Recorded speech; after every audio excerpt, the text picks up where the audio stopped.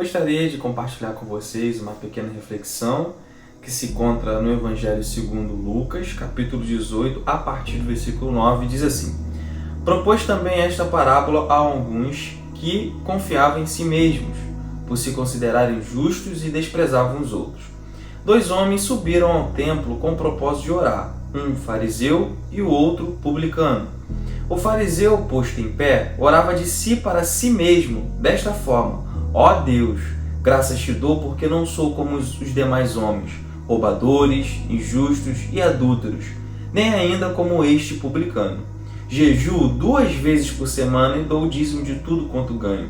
O publicano, estando em pé, longe, não ousava nem ainda levantar os olhos ao céu, mas batia no peito dizendo: Ó Deus, sê propício a mim, pecador.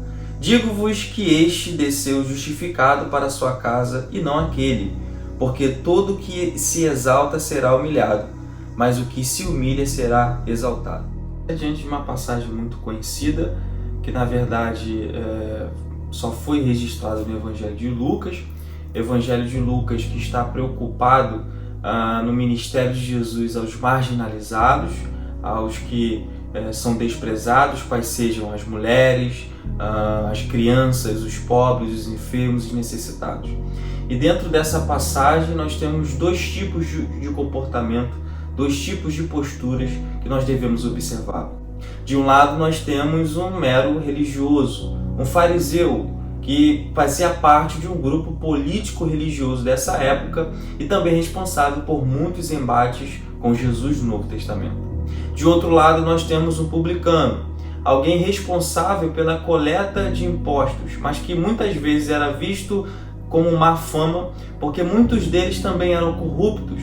Então, se César, o imperador romano, cobrasse 1.000 de impostos, os coletores de impostos cobravam 2.000, para 1.000 ir para César, para o império, e 1.000 ir para o seu bolso. Então, eles também eram vistos com certo preconceito, com má fama, porque muitos deles tinham em seu escopo de trabalho a corrupção.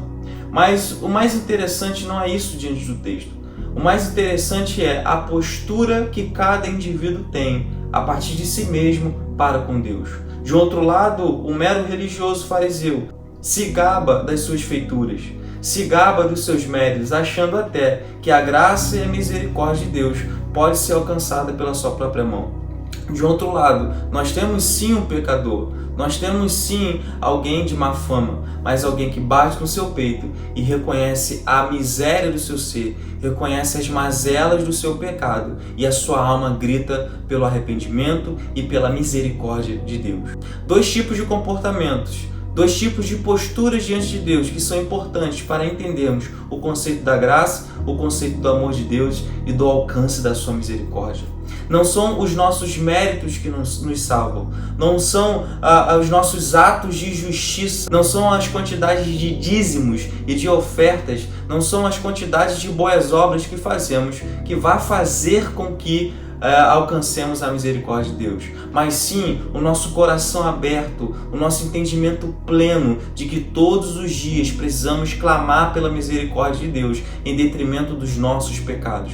Esse homem publicano, ele tem um sucesso no final dessa passagem, porque ele abre o seu coração e reconhece os seus próprios erros. É para que venhamos examinar a nós mesmos, é para que venhamos olhar para dentro de nós e observar o quão pecadores nós somos e, ao mesmo tempo, o quanto precisamos da misericórdia de Deus. E quando fazemos isso, nós não temos mais tempo de julgar o erro do indivíduo que está ao meu lado. Nós não temos mais tempo de nos sentir mais santo do que o outro. Pelo contrário, quando olhamos para nós mesmos e percebemos as nossas mazelas, nós percebemos o quão pecadores nós somos e o quanto desesperadamente precisamos do amor e da misericórdia de Deus.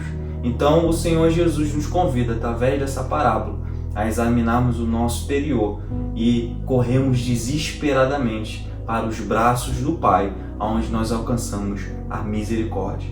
Olhe mais para dentro de si.